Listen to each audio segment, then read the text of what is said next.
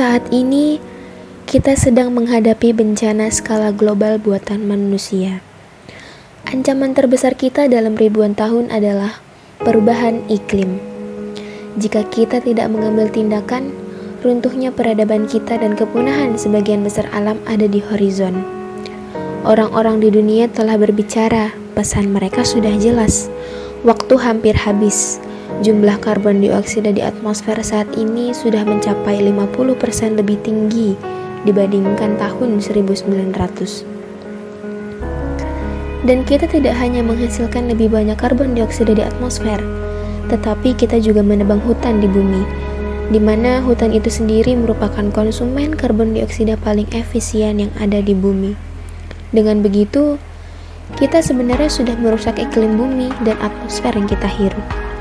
Ketika kita berbicara tentang hilangnya lapisan ozon, kita tidak tahu apa yang akan terjadi ketika lapisan ozon menghilang.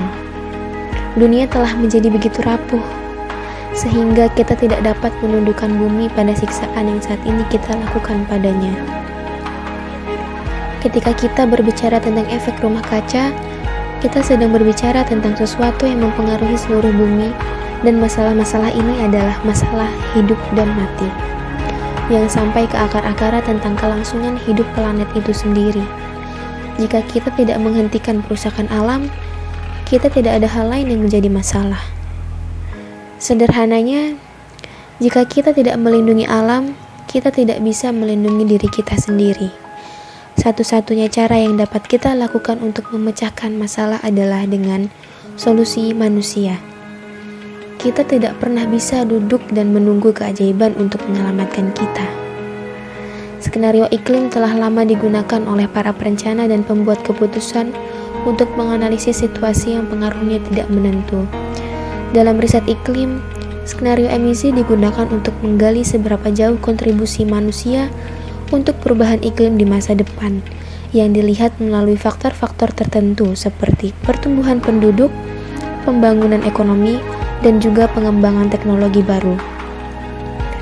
Proyeksi skenario kondisi sosial dan ekonomi mendatang juga digunakan untuk menggali seberapa jauh dampak perubahan iklim pada perubahan kondisi dunia, misalnya perubahan jumlah orang miskin di masa depan.